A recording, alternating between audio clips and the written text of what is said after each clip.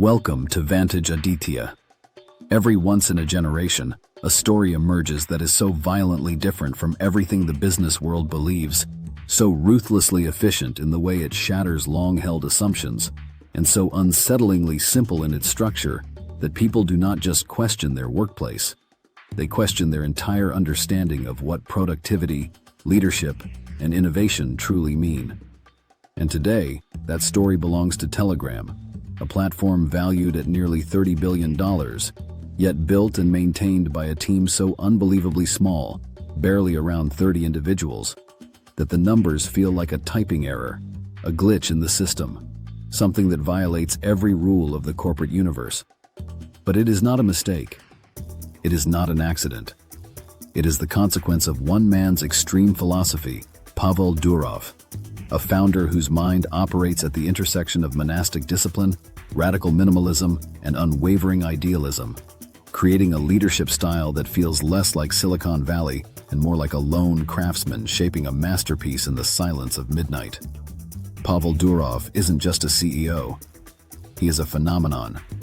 A man who famously eats one carefully chosen meal a day, maintains an athlete's training routine, avoids sugar, alcohol, caffeine, and every toxic distraction the modern world casually indulges in, and once said that the greatest gift a creator can give himself is the ability to be unreachable, because reachability is the death of deep work, and deep work is the birthplace of legendary products. While other founders measure success by employee count, office floors, and company size, Pavel measures success by purity of thought, purity of execution, and purity of intent. And that purity is the reason Telegram's entire global infrastructure, serving nearly 1 billion users, runs with fewer people than the average real estate sales office.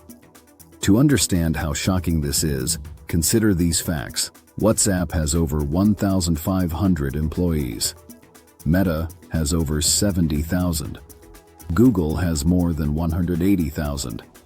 Even mid-tier startups brag about having 200, 300, even 500 employees. Telegram? Around 30. No headquarters. No HR. No middle managers. No VP of something nobody understands. Just elite performers, each operating at a level that makes the average engineer look like they're moving underwater. And this tiny team does the impossible. They maintain encryption that governments worldwide beg to break. They run infrastructure that once absorbed 70 million new users in a single day without collapsing. They build features competitors take years to even conceptualize, and they do it in silence, without product launches, without PR theatrics, without corporate noise. The reason is brutal but beautiful. Pavel Durov selects people the way a grandmaster selects moves, slowly, deliberately, ruthlessly. He is known to hire only top 1%ers, sometimes top 0.1%, individuals who do not need supervision because their own standards are higher than any manager could ever impose. Inside Telegram, responsibility does not flow through hierarchy.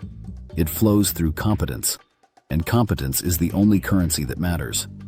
Most companies waste hours every day in alignment calls, documentation rituals, performance reviews, bonding sessions, and layers of bureaucracy that achieve nothing except slowing down the people who actually build. Telegram eliminates every single layer that does not directly create value. No mandatory meetings, no office politics, no reporting pyramids designed to protect fragile egos rather than ship great products. Instead, communication flows the way it should in a modern tech company.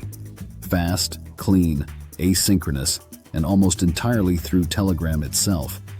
The company literally uses its own product as its operating system, meaning no email culture, no inbox chaos, no multi-hour video calls, and no artificial sprint ceremonies pretending to be productivity.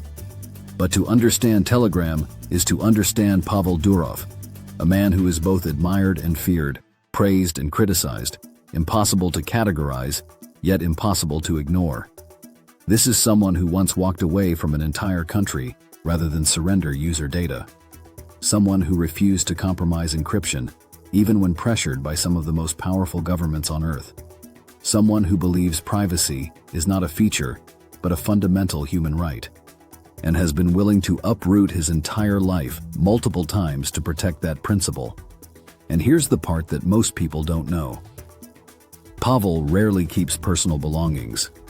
He has lived in multiple countries without settling anywhere permanently. He travels with such minimalism that tech insiders call him the world's most elusive founder. He has no mansion tours, no flashy lifestyle, no corporate theatrics, no public persona designed for applause. Only a life structured around eliminating distraction so he can maximize creation. This philosophy bleeds into Telegram's engineering culture. The team prioritizes raw performance above everything else. So much so that Telegram's backend is considered one of the most optimized systems ever built by such a small group. They build their own technologies instead of relying on third-party services. They write custom code for speed. They design systems that scale like living organisms, adjusting, adapting, growing, not breaking. Telegram didn't get here because of luck. It got here because Pavel understands a truth most leaders will never dare to accept. You don't build legendary products by growing bigger. You build legendary products by removing everything that makes you slower. Most companies grow into empires because they hire aggressively. Telegram grew into an empire because it refused to. Most companies add layers to solve problems. Telegram removes layers until only the problem solvers remain. Most companies measure success by the number of employees. Telegram measures success by the absence of waste. And perhaps the most shocking truth of all is this. If tomorrow Telegram wanted to scale its team from 30 to 3,000, it could. But it won't. Because Pavel believes that greatness dies the moment bureaucracy is born.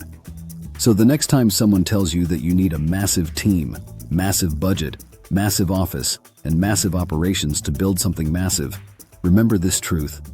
A nearly $30 billion empire, serving close to 1 billion people, is being built by a team small enough to share a single group photo, led by a founder who treats focus as a religion and silence as a competitive advantage. And if this story didn't just inspire you but forced you to rethink what is possible, share it with someone who's still trapped in the idea that growth means getting bigger, not better. And for more life-changing revelations like this, subscribe to Vantage Aditya.